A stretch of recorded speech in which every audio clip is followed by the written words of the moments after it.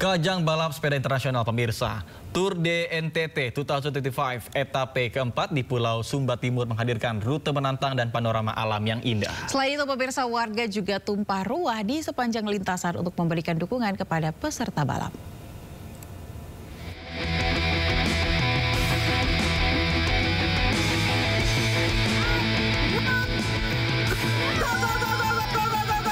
Mengambil start dari desa Karipi, Kecamatan Matawai Lapu, Kabupaten Sumba Timur, NTT. Sedikitnya 78 pembalap yang berasal dari 13 negara ambil bagian dalam Tour de NTT yang telah memasuki etape keempat ini. Rute yang didominasi oleh pemandangan perbukitan dan padang sabana khas Sumba Timur ini disambut antusias warga.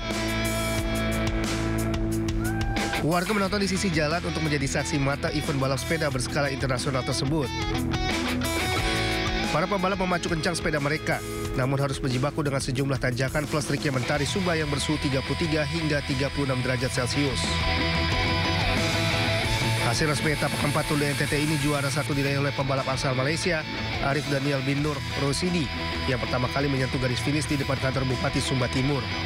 Sementara untuk klasifikasi umum, pembalap asal Belanda Kenny Cornelis mempertontonkan Yellow Jersey sebagai pemimpin catatan waktu terbaik. All the people around it and the landscapes are beautiful, but the people are the most nicest that are all shouting next to the roads. Setelah etapa keempat di Sumba Timur, Tour de NTT 2025 akan berlanjut ke Sumba Tengah, Sumba Barat, Sumba Barat Daya dan kembali ke Sumba Timur sebelum bergeser ke Pulau Flores. Etapa ini akan melalui sepanjang 176 km dan melintasi kawasan sabana, persawahan, hutan taman nasional serta kampung-kampung adat. Dari Sumba Timur, NTT, Dion Umbu Analudu, iNews melaporkan. Pemirsa, bocah perempuan berusia 5 tahun ditemukan tewas tanpa busana di kolong kasur di kamar indekos di Penjaringan, Jakarta Utara. Ironis, saat jasad ditemukan, ibu korban kabur meninggalkan lokasi.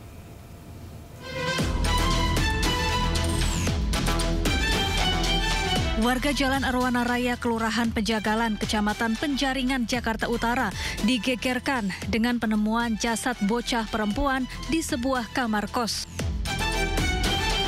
Jasad korban ditemukan dalam posisi telentang di bawah tempat tidur dan tidak mengenakan pakaian. Kondisi korban juga telah membusuk, diprediksi sudah meninggal dunia sejak beberapa hari lalu. Polisi yang menggelar olah TKP menemukan barang bukti, buku tabungan, pakaian, sandal, dan botol minum. Menurut warga, korban yang berusia sekitar 5 tahun tinggal bersama ibunya. Namun saat penemuan jasad korban, ibu korban tidak berada di lokasi. Biasa sih nggak ada bau ya. Kebelakangan ini sih ada bau di lantai atas. Kan kita sebelahan di gedungnya. Itu kayak bau bangke, tapi bukan bangkainya bukan bau bangke hewan, kayak bau bangke manusia gitulah. Ya, itu suka kecium sih, suka kecium. Ya kira-kira udah berapa hari ke belakang lah kecium itu. Jasad korban dievakuasi ke Rumah Sakit Polri Kramat Jati, Jakarta Timur untuk diautopsi. Sementara polisi masih mendalami pemeriksaan terhadap sejumlah saksi. Dari Jakarta, Rizky Falupi, iNews melaporkan. Belasan rumah semi permanen di Jalan Cakung, Drainase Cilincing, Jakarta Utara ludes terbakar. Akibatnya puluhan penghuni rumah terdampak.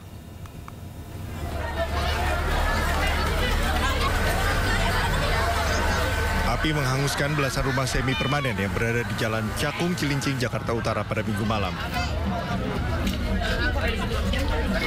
Petugas pemadam kebakaran yang tiba di lokasi langsung melakukan proses pemadaman. Peristiwa kebakaran ini diduga berawal dari salah satu rumah warga yang mengalami korsleting listrik. Api dengan cepat membesar lantaran banyaknya material yang mudah terbakar hingga merembet ke bangunan lainnya. Akibat kejadian ini, sebanyak 40 jiwa dari 10 kepala keluarga terdampak. Terbakar rumah petak sementara 15 unit. 15 rumah artinya Pak? 5 rumah yang petak ya. Api berhasil dipadamkan setelah 10 unit mobil pemadam kebakaran diterjunkan ke lokasi. Pihak kepolisian segera menyelidiki penyebab pasti kebakaran. Dari Jakarta, Sofyan Firdaus, iNews melaporkan. Pemirsa, ruang bagian belakang sebuah rumah makan di rest area Tol Cipularang, Purwakarta, Jawa Barat terbakar pada Minggu siang. Seorang pegawai mengalami sesak nafas saat mencoba memadamkan api. Astagfirullahaladzim. Gas lain. Gas mah seberiji mang terloba menteu geus kahanap-hanapkeun. Kan ieu pan itu kamar teh aya ieuan mang aya kardus jeung pakaian barudak. Dalam sebuah video amatir yang direkam warga, api membesar membakar ruangan dapur dan beberapa kamar pegawai di dalam rumah makan yang ada di rest area Tol Cipularang, kilometer 88, jalur Bandung menuju Jakarta. Sep, awas Sep, tunggu dia Sep. Api dengan cepat membesar karena melumat bahan yang mudah terbakar seperti bangunan kayu, kertas, hingga pakaian milik pegawai. Menurut salah satu pegawai, api muncul saat juru masak tengah menggoreng tahu. Minyak panas dan banyaknya tahu digoreng membuat cipratan minyak keluar dari wajan hingga mengenai barang yang mudah terbakar. Api semakin membesar dikarenakan angin kencang dan menjalar ke bangunan yang mudah terbakar. Pas goreng langsung pas masukin tahu, si minyaknya keluar, kena seng, Pak. Angin besar ya? Angin besar, gak keburu kematiin. Berapa banyak atau area yang terbakar apa aja sih? Area yang terbakar itu cuma area dapur aja, dapur. Alhamdulillah, tapi sudah merembet ke yang lain dan gudang makanannya.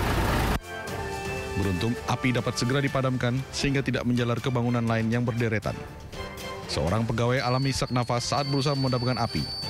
Petugas memberikan bantuan pernafasan dengan oksigen. Dari Purwakarta, Jawa Barat, Irwan Saputra, iNews melaporkan.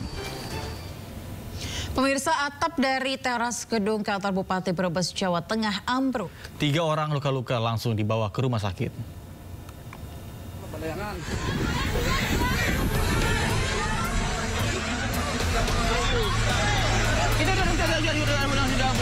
Ambulan medis bisa berobat. Ambulan medis bisa langsung merapat. Untuk para pilot bisa menjaga anak-anaknya dahulu. Jangan sampai merapat. Teras kantor Bupati Brebes, Jawa Tengah berukuran 15 meter dengan lebar 8 meter ini ambruk. Bangunan teras ini ambruk saat tengah dalam perbaikan atap. Atau cepat-cepat, jangan mengamankan.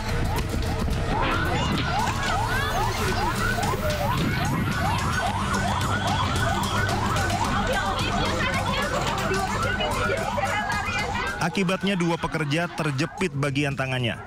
Namun keduanya berhasil dievakuasi tim damkar dan BPBD Brebes. Kedua korban luka dilarikan ke RSUD Brebes guna mendapatkan perawatan. Ini kan pernah runtuh, itu kan ya, kan pernah viral ya. Itu kan saya kan karena betulan itu. Terus kan disuruh mandor kan disuruh bongkar semua ya. Di sana kan udah retak semua. Di sana udah retak.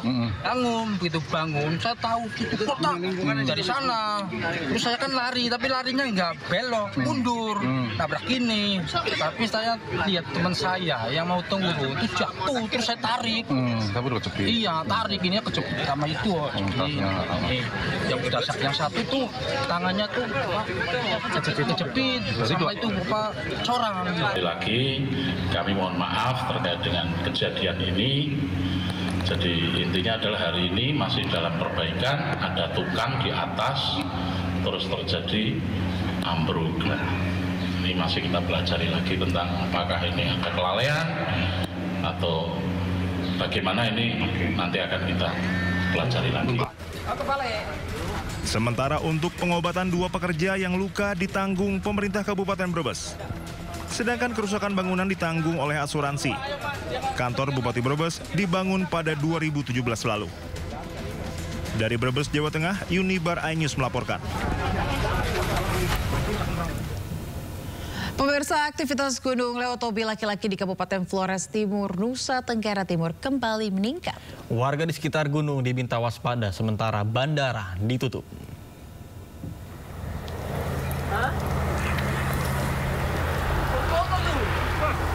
Aktivitas Gunung Leotobi laki-laki kini berada di level 4 atau status awas. Warga diminta menjauh dari kaki gunung dan warga yang terdampak abu vulkanik juga diimbau mengenakan masker. Akibat erupsi tersebut, 3 bandara di Nusa Tenggara Timur akhirnya ditutup untuk sementara.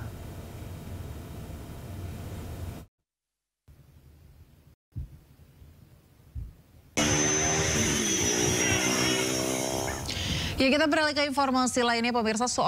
Pemirsa, setelah sekian lama hilang, politisi Nasdem Ahmad Sahroni muncul di acara Musyawarah Nasional Ikatan Motor Indonesia atau IMI. Selain sambutan, pemirsa, Sahroni berikan pesan khusus kepada calon Ketua Umum IMI, Moreno Suprapto. Hormati Ketua Umum 2020-2025. Setelah sekian lama hilang, Ahmad Sahroni muncul di acara Musyawarah Nasional Ikatan Motor Indonesia. Sahroni muncul secara daring dan menyampaikan sambutan. Sahroni sampaikan pesan khusus kepada jajaran pengurus IMI hingga calon ketua umum.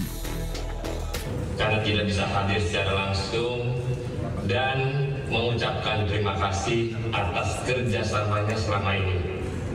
Saya harap Bapak Moreno yang saya banggakan menjadi ketua umum yang akan datang makin hebat, makin luar biasa, dan tentunya IMI menjadi hebat, yang super hebat. Meski muncul di acara IMI, keberadaan Sahroni saat ini masih belum diketahui.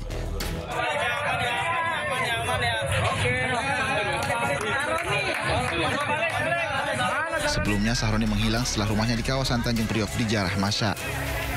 Tim Liputan iNews melaporkan.